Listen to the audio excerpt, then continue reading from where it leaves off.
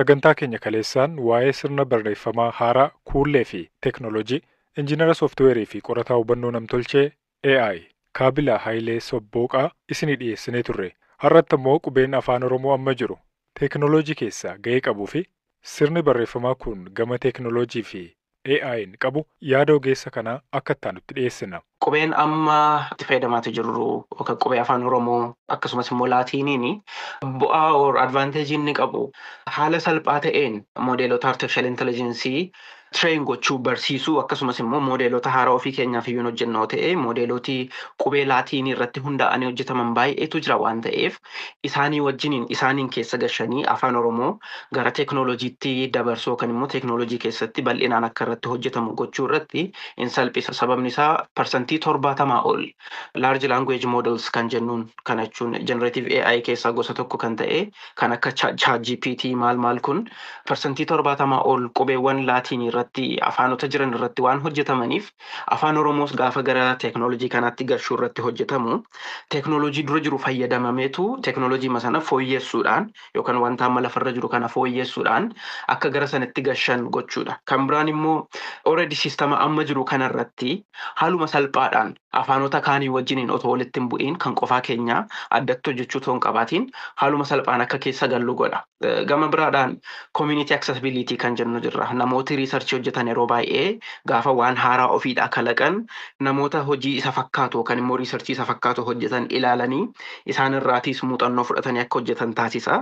Kun immoo qubeen afaan Oromoo akkuma Laatiinii fayyadamu afaanoti hundeen isaanii kushitikii ta'ee akkasumas immoo amalaan structure isaaniitiin afaan Oromoo wajjin wal fakkaatan baay'eetu jira waan ta'eef isaan irraatiillee muuxannoo fudhannee wanta fooyya'aa ta'e tokko wanta ija qabu tokko akka fudhannee baanuuf nu gargaaraa jechuudha. Inni dhuma instead of gaafa Laatiinii fayyadamnu bu'aan isaa inni guddaan wanta jiru sana yookaan immoo afaan keenya jiru sana teeknooloojii wajjin wal barsiisuu otoo hin taane xiyyeeffannoon keenya kan ta'u kalaqa haaraa yookaan immoo artificial intelligence'n akkamitti afaan keenya perfectly guutummaan guutuutti qabateetoo wanta nuti barbaannu wanta nuti hojjechuu barbaannutti nu deemuu danda'a seedhu kalaqa haaraa hojjechuu irratti xiyyeeffanna malee moodeelota from scratch akka inni afaan keenya hubatuuf duwwaarraa kaanee hojjenna miti jechuudha.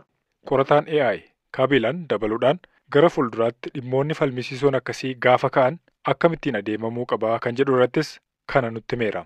Haala amma jiru irratti keessattuu dhimma kuullee wajjin wal qabateetoo burjaajiin yookaan sooshaal miidiyaa irratti even namooti amma parsanaalii walitti bu'anitti akka ga'anii mul'ata iddoo tokko tokkotti kana gochuudhaaf garuu gara fuulduraatti already dhaabbileen qorannoo afaan Oromoo kan Oromoo Research Association akka isaan qophaa'aa jiran argaa jirra.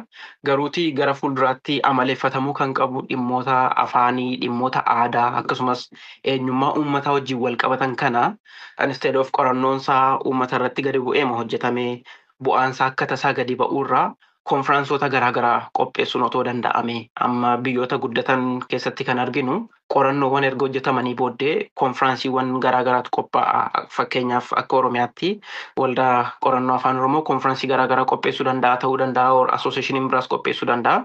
Konfiraansii sana irratti namooti bu'aa qorannoo isaanii achitti akka isaan sabmiit godhanii aadaa akkasii uumuu qorannoowwan dhiyaatan kun otoo gara konfiraansichaatti hin darbiin gadi fageenyaan qoratamanii deebi'anii ilaalamanii ta'u bu'aa qabeessadha yoo jedhame yookaan immoo even bu'aa qabeessa iyyuu miti yoo ta'e gatii dadhabbii nama kanaa akka bu'aa qorannoo tokkootti beekamtii kennuudhaaf konfiraansiiwwan akkasii qophaa'anii namooti hojii akkasii irratti hojjetan qorannoowwan hojjetamanii waggaa dheeraaf turan irra yoo jiraatan akka isaan beekaman taasisuun hin danda'ama.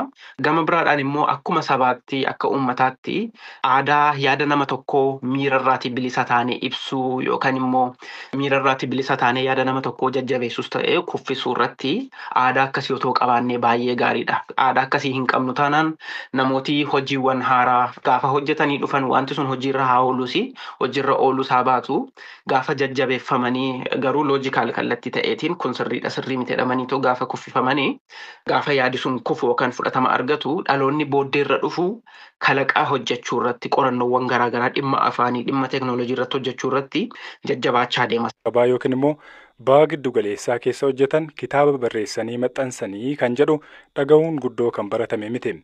Shamarree Gannat Girmaa UAE, Dubaay akkasumas Libaanoonitti hojii mana keessaa hojjetaa kana milkeessite. Shawaa Kaabaa Aanaa Wacaaleetti kan dhalatte Gannat shamarran biyya Arabaatti akka dungoo baqaa maatii isaaniidhaaf abdii ta'uu jette. Gannat kitaaba barreessuudhaaf dhimma ka'umsa naaf ta'e jettu qabdi. Jalqaba akkatti biyyaa baate ibsuudhaan eegalti. Kanan biyyaa ba'e barumsa kutaa 9tti addaa kuteenidha. Sababni itti biyyaa immoo yeroo sanaa baay'ee barachuu nan barbaada ture. Garuu waan maatii koo gidduu turetu ture.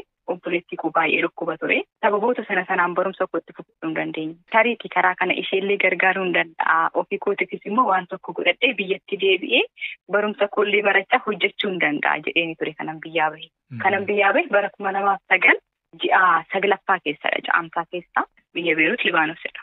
Beerut yeroo deemu umuriin koo yeroo sana kanatti biyyaa bahe waggaa 16. Yeroo sanatti bu'aa bahiiwwan baay'ee keessan darbee amma amanuu hin dandeenyetti hamma nyaata dhabee rakkachuutitti illee gahee hin beekatu yeroo sanatti. Ganna 16 biyyaa bahee jette akkamittiin ganna 16tti biyyaa bahuu dandeesse? Qaanyummaa umuriin koo waggaa 21 jedheen baafadhe isuma sanaatiin hin darbe. Biyya hambaa waliigalatti ganna meeqa jiraatti jechaadha amma? Waggaa 6. Amsaa keessa waggaa 7 guutuu. Beerut waggaa 3, asis immoo Dubaay waggaa 3 gara 4 deemaa jira. Biyya hambaatti hojii mana keessaa hojjetaa ta'e kitaaba barreessite. Mee waa'ee kitaaba keetii nuu kaasi. Maaltu ka'umsa sii ta'e? Kitaaba kana barreessuudhaaf kan ka'umsa naaf ta'e yeroon Beerutti deemu haalli xiqqoo yaa ulfaatu iyyuu malee hojiin hagas mara natti hin ceemu ture. Yeroo waggaa tokko akka lama. Yeroo sana keessatti sooshaal miidiyaa badaan fayyadamu gatii ta'eef nan barreessa ture. Walaloo akkasuma immoo barreeffamoota tokko nan barreessa ture. Gaafan gara miidiyaatti dhufu immoo shamarran biyya Arabaatiif ilaalchi dhaloonni qabuuf baay'ee gadi bu'aadha. Natti dhagahama ture. Dhugaan shamarran biyya Arabaa jiranii dhugaan godaantota biyya Itoophiyaa hin baane hin mul'anne kan jedhu baay'ee waan natti dhagahamuuf ani immoo maalifan isa mul'ata keessa koo jiru kana waraqata qabsiisee dhalootaaf illee fakkeenyaan ta'anii barreeffamoota dabalataallee dubbisee akkasuma immoo namoota anaa ol umuriidhaan waggoota 13 10 biyyoota Arabaa keessa jiran wajjin illee haasa'ee kanan gara kanatti dhufe. Kaka'umsa guddaa kan naaf ta'e garuu dhugaa kan jiruu fi wanti biyya keessa haasa'amu gonkumaa waliin simatu. Uummata keenya hubachiisuu gatiin barbaadeefidha. Shamarran biyya Arabaa gaa'ilaaf illee ta'an yeroo itti jedhamu hin jira. Akkasuma immoo achi manaatii bahanii akka fe'e ta'uu uffannaadhaan illee waan akkasii kan jiru hin jira. Qarshii isaanillee qabatanii mul'ata ofii isaanii hin qabanii kan jedhamu argaatii oolla. Garuu dhugaan as jiru parsantii 100 keessaa xiqqoodha kan akka hin taanetti kaayyoo isaanii dagatanii jiraatan. Kaayyoo isaaniitiin kutannoodhaan ka'anii maatii isaaniillee jijjiiranii akka shaamatti ofii isaaniitii baqaatii maatii isaaniitiif illee dungoo ta'an baay'een ni jiru. Kan hin qabnetti kan mana ijaaran. Isaan kuni dhokatanii waan xixiqqoo yookaan dogongoroota xixiqqoo nuti ittiin maqaa dhahamnutu jira. Shamarran kaayyoo qaban bu'aa bahiiwwan ulfaataa keessa haalota akkamii keessa akka isaan darban mana keessatti maatiin madaamii itti iyyaatii ijoolleen itti wacaa mana qulqulleessaa nyaata bilcheessaa sa'aatii dheeraadhaaf yeroo itti dadhabaa hojjetan. Akkamitti yeroo argattee hojii mana keessaa kana hojjetaa kana barreessuu dandeesse? Yeroon Beerut jiru ture bilbila koorrattan barreessaa ture. Naalaatii bade. Naalaa badu baay'ee natti dhaga'ame ture. Sana booda as ergan dhufee garuu waggaa 2 akkasiin ta'a kana eegalee jechuudha. Eegalee halkan sa'aatii hirriiba koo yeroon hirriiba kutaa ciisichaa koo galu sa'aatii dheeraa yeroon itti fuudheetillee barreessee ni jira. Karaa dhumaa boqonnaa waa'ee gaa'ela boolee kan jedhu isa sanarratti halkan guutuu barreessaa buleen yeroo itti ka'ee hojii kootti illee ka'etu jira. Mee mata duree kitaaba keetii nutti mee? Kaayyoo fi wal'aansoo jiru biyya hambaa jedha mata dureen kitaaba koo. Biyyuma hambaan jira. Manuma namaa keessa mana madaamii keessan hojjedha. Kitaabni kee kun maxxanfamee gabaarra oolee jira amma? Kitaabni maxxanfamee mana maxxansaatii baheera. Kanan jiru Dubaayidha. Faranjiitti jechuudha. Maarchi 2 ji'a 3ffaa Dubaay keessatti eebbifama jechuudha. Fuulduratti eessa ga'uu feeta? Fuulduratti mul'anni koo guddaadha. Dursa yeroon biyyaa bahu waan xiqqaan karoorsee bahe. Akkan yaade sana osoo hin taane garuu ergan biyyaatii bahee anaaf manni barumsaa koo dhugaa biyya hambaati. Inni jireenyatti bare, inni keessatti guddadhe, inni hiikkaa jireenyaatti bare biyya hambaati. Kanaaf biyya kanaatii galeellee dhaloota baay'eellee barsiisuu nan barbaada. Asiitii galeellee wanta guddaa tokko hojjedhee akkasuma milkaa'ee dhaloota kanaaf fakkeenya ta'uu nan barbaada. Inni kun immoo karaa walaloos ta'ee karaa barreeffamoota adda addaa ammallee kanan barreessaa jiru ni jiru. Kun erga dhumee tureera. Isa kanatti sirriitti nama milkaa'e ta'uu nan barbaada.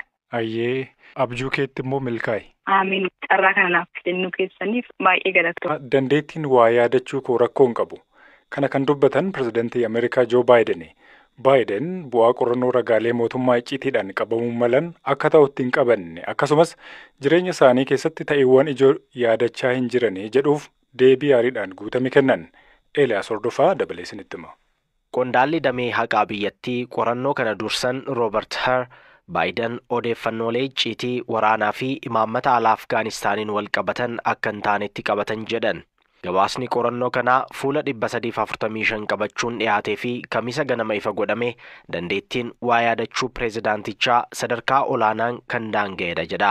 Her qorannoo kana yeroo gaggeessu nama ganna 81 kataan pireezidaant Baayiden wajjin sa'aatii 5 afgaaffii taasiseera. Baayiden wayita pireezidaantii taanaa turan waan jiru hedduu yaadatan jedha. Akkasumas ilmi isaanii boo kan 2015tti lubbuun darbees hin yaadatan jedha gabaasi kun. Baayiden miira aariin guutameen uummatattas bahuun kamisa galgala ibsa kennan. Keessattuu waa yaadachaa jiran isa jedhu irratti jabeessanii dubbatan.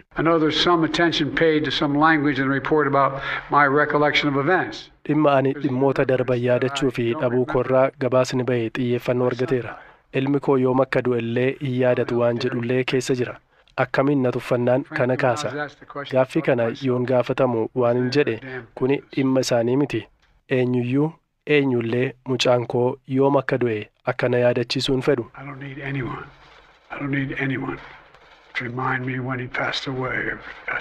Pireezidaant Baayiden achuma waltajjii sanarra gaaffii gaazexeessitoonni waa'ee umrii isaanii fi fayyaa ta'uu isaanii irratti kaasaniif miiraan guutamanii deebisan nan tolchaatti itti hammeessan.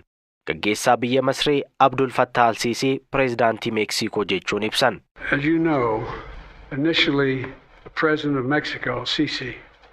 Akkuma beektan jalqabarra pireezidaantiin Meeksikoo Siisii qarqaarsi namoomaa akka seenuuf ulaa banuu hin barbaanne ture. Anatu wajjin dubbatee ulaan akka banamu amansiise. Qorannoon kun Baayiden odeeffannoo iccitii harkaan katabamee nama yaadannoo isaanii barreessuuf dabarsanii kennaniiru jedha.